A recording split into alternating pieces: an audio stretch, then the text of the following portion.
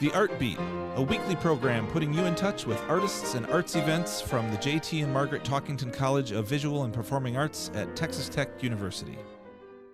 Hello and welcome to the Art Beat on KLZK-FM 105.7, coming to you from the Talkington College of Visual and Performing Arts at Texas Tech University. I'm your host, Peter Martins. Happy to be with you in the waning days of 2025 here, and I'm happy to be speaking today with my special guest, Associate Dean Andrea Bilkey. Hi, Peter. You've been an Associate Dean in the college for a good bit and came to Texas Tech originally to the School of Theater and Dance. Not that you're not there anymore, but tell us your kind of the genesis here. Like, how long have you been at Texas Tech and getting into the Associate Dean role, that sort of thing? Sure. So I've been here for a long time. This is my 23rd academic year. Okay. In the fall of 2002. I started as an assistant professor, what was then the Department of Theater and Dance, now the school, and I was hired to teach in the design area, so lighting, sound, and then also drafting. Any computer applications, I was brought in to help create those courses. And a little bit also of being the production electrician and audio engineer. So all of those things. That's a lot of hats. That's a lot of hats. It's morphed a little bit over time, though. Now we have staff members overseeing the electrics and the audio shops. So that part has split off into staff.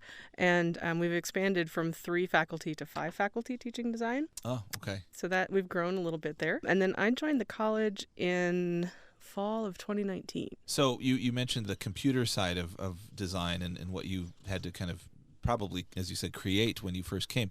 What a difference, right? I mean, can you even remember the sorts of things you were doing in terms of computer-aided design when you first came versus what we do now? I can. So I was a very big proponent of hand drafting at the time, and we still are a little bit. Okay. It's very good to know what you're doing hand drafting wise. And I'm really happy to say that our newest faculty member who joined us this year is also in that same mindset. So teaching the skills, that's super important. And we always say, there's going to be a time you're going to be without a computer. It's going to crash. You're going to need to sketch this on a napkin. You need to do something really quickly. You've got to know those skills. But the computer application part, I mean, just it has changed so much in the last 20 years. So drafting, the audience is probably familiar, as I am, architecture, right? You're making very precise drawings of, buildings and sections and construction materials and that sort of thing. Right. What sort of things does one draft in theater? Oh, gosh, all sorts of things. So we have both the visual aspect, so you're looking at the design as a whole. Okay. So what does the scenery look like? So we have the design drawings, and we also have technical drawings. Design drawings are what is it that you want it to look like. The technical drawings are how is it constructed. So those two might be the same person, or they might be 2 different people who draft those. We follow a lot of the same conventions that you'll see in architecture or engineering. We'd also have some that are conventions strictly to theater. So we're kind of a blend of a bunch of different things. Okay. We tend to use primarily AutoCAD or Vectorworks. Those are our 2 main programs. Reason being, AutoCAD is, of course, industry standard across all the disciplines, or was at the time. It's now it's evolved a little bit. Okay. But yeah, Vectorworks is application based for entertainment. So that's interesting. An interesting one. And I imagine that's used in academic contexts like Texas Tech, but also like Buddy Holly Hall, those sorts of big production venues. Yeah. Okay. Interesting. It can be. Okay. Well, that's great. That the distinction between the design drawings and the technical drawings. Sorry if I'm getting those words wrong. That reminds me of the Spinal Tap mishap in the original movie, where there's a design drawing of Stonehenge, and the technical side of it was not. So there's an example where you need both, right? If you don't have both, it's not going to work. Exactly. Excellent. Well, gosh, I know you get to still do some of that in School of Theater and Dance, and I understand that you were recently at one of the big conferences that I guess includes theater, isn't focused necessarily on theater, but includes theater. So what's the state of the art? What sort of things are you still having to keep abreast of or up on in that field? Oh my gosh, there is so much. So I was thinking the other day, actually I was thinking as I was getting ready to go to this conference and also thinking about talking to you about all of this. When I first came here, being as a lighting focused person, the idea of light is that you plugged it in and then you put a color in it and then you turned the intensity up and then you recorded that as part of a cue. Okay. And that's what I learned from. After I joined Texas Tech, so 2002, this was right at the time when moving lights just were starting to come out, even though they had been in development since the 40s. So, so the fixtures themselves are posable or can move automatically or under direction or whatever. Okay. They rotate, like you through the control console. You've got little dials. You spin them. You can rotate them around and focus them. The very first incarnation of those that was en masse was 1981, I think it was. It was a Genesis concert. Long story there. Okay. But they turned them all on. They all moved in synchronization with the music, and the audience went wild. So that was pretty cool. Huh. But they were in development in the 40s. Wow. Not a lot of people know that. Yeah. And the interesting part with that is that a lot of schools didn't have them. You'd have like a handful, 6, 10. Okay. Use them as special pieces within what you're doing. LEDs didn't exist the way that they do now. Sure. And so when we were teaching back then, it was very much, how do you troubleshoot this light that's not working? Well, this is the lamp dead. That was Replace the bulb, right? Right. Yeah. Okay. So now our fixtures, LEDs, every single fixture in our space, in our newly renovated space, has a MAC address and an Ethernet cable that plugs into it. So every single piece is something that has grown exponentially as far as what you can control with it. So we've gone from, I need that light to turn on at 50%, record it in the queue, done, moving on, to I need to take that light, turn it on, focus it to this area here, change that color, put a pattern in it, make it this size, sharpen it. Okay, do it to the next light. And so every single piece is like that now. So every fixture has every color possibility, I guess is what you're saying. Okay. And sharpness, is that a setting as well? That's kind of new to me in terms of a light fixture, at least. It is. And I like to approach it as if you were a little kid and you were playing with a magnifying glass and you would fry ants. So the focus of that, you're trying to get the beam as narrow as you can and as bright as you can, or maybe not, but most of the time. And then what you'll do is you'll get this sort of edge to it. It'll look either blue or orange, depending on how the glass is made. Huh, okay. That's just in the natural environment of the light. And then once you start changing color, then the whole thing changes. Okay. So, I mean, dumbing it way down to my level here, the kind of the difference between a spot and a flood, you can achieve with the same fixture, again, automatically. You can. Okay, wow. So that's a lot of parameters to play with in a single fixture. Yes. Interesting. I mean, I guess that's wonderful, but you have to do it with every single... with every single light.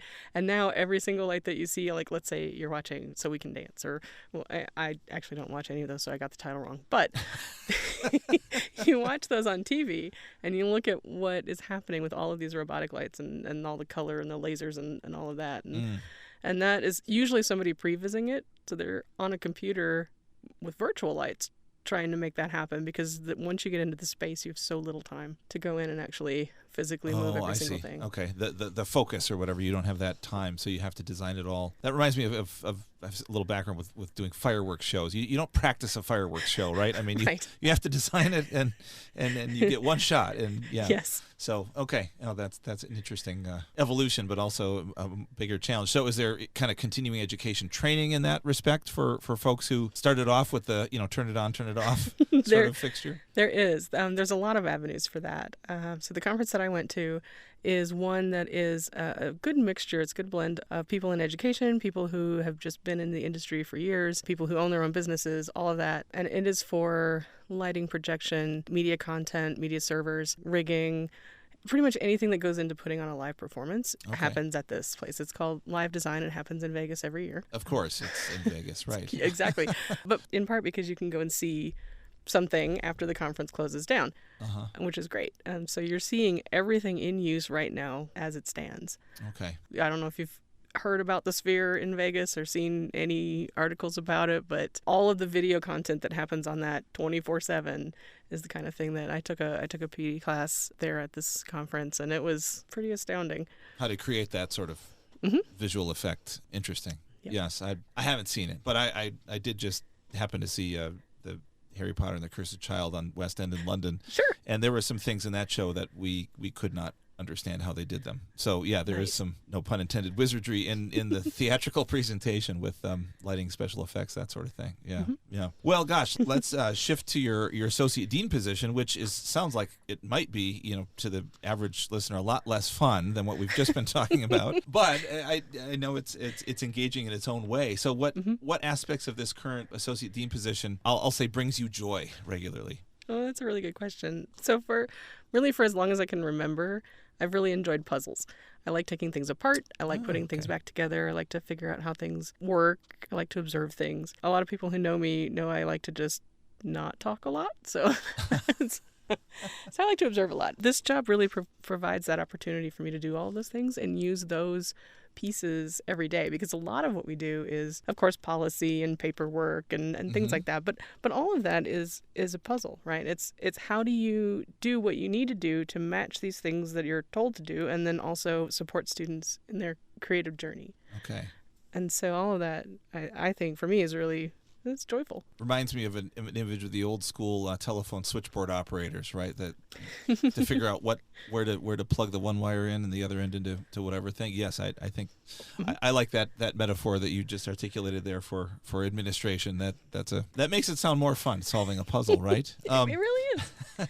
So I know some of that, I guess, puzzle solving is in the area of curriculum, right? And we talk a lot about on this show about the programs, and you're majoring in this and you're in this arts area, but all of that follows these curricular plans that are in catalogs and that sort of thing. What trends have you noticed across the arts and arts programs over your years in the administrative role in terms of what's coming, what's going out, what's coming in, as far as what maybe the market of students, so to speak, is looking for, and where we also, as professional educators in the fields, where we think students need to go during their years in a program at Texas Tech? Sure, that's a lot. It is, sorry. No, that's okay. So I think what I've seen most, and what I've been talking to people, my colleagues in different universities especially, there's two tracks, right? There's the need for having really prescribed programs that are for the skills building for very specific things, right? Okay. Like you're playing an instrument, you are creating art through a certain medium.